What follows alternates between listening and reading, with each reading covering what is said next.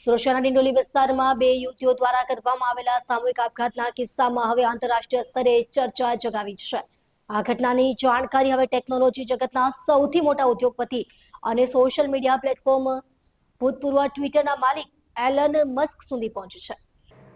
પ્રાપ્ત માહિતી અનુસાર 18 અને 20 વર્ષીય બે યુવતીઓ જેમની ઓળખ રોશની સિરસાટ અને જ્યોત્સના ચૌધરી તરીકે થઈ છે, તેમણે સ્વામિનારાયણ મંદિરના બાથરૂમમાં એનેસ્થેસિયાનું ઇન્જેક્શન લઈ આત્મહત્યા કરી લીધી હતી. આ ઘટનાએ સ્થાનિક પોલીસ તેમજ સમાજને હચમચાવી નાખ્યા હતા. જોકે હવે સામે આવેલી એક ચોંકાવનારી માહિતીએ ઘટના તરફ દુનિયાનું ધ્યાન ખેંચ્યું છે. એવું બહાર આવ્યું છે કે બંને બહેનપણીઓએ આપઘાત કરતા પહેલા તેની પ્રક્રિયા અને અસરકારક રીત અંગેની માહિતી ચેટ જીપીટીની મદદ મેળવી હતી. આર્ટિફિશિયલ ઇન્ટેલિજન્સના આ લોકપ્રિય પ્લેટફોર્મનો ઉપયોગ કરીને યુવતીઓએ આપઘાતને અંજામ આપવા માટેની રીત વિશે વિગતવાર જાણકારી મેળવી હોવાનું તપાસમાં સામે આવ્યું છે. આ ઘટના અંગે એક્સ પર એક યુઝર દ્વારા માહિતી શેર કરવામાં આવી હતી, જેમાં એઆઈના ઉપયોગથી આત્મહત્યા જેવા ગંભીર પગલાંની માહિતી મેળવવાના ચોંકાવનારા પાસા પર પ્રકાશ પાડવામાં આવ્યો હતો. આ પોસ્ટને ટૂંક સમયમાં જ વાયરલ થતાં ટેક અબજોપતિ એલન મસ્કનું પણ ધ્યાન ખેંચ્યું.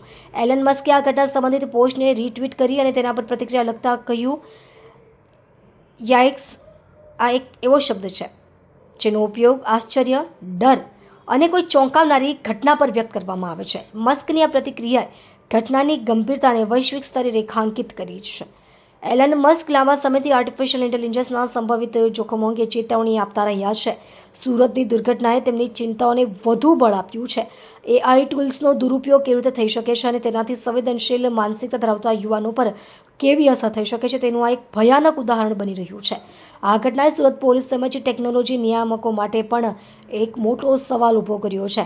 આજના ડિજિટલ યુગમાં જ્યાં એઆઈ સરળતાથી ઉપલબ્ધ છે, ત્યાં આવા જોખમી અને અનિચ્છનીય ઉપયોગને રોકવા માટેની વ્યવસ્થા અંગે ગંભીર મંથન શરૂ થયું છે. બંને યુવતીઓના મૃતદેહનો પોસ્ટમોર્ટમ રિપોર્ટ અને પોલીસ તપાસના અન્ય પાસાઓ સામે આવતા જ આ ઘટનાના અનેક પડ ખુલતા જશે.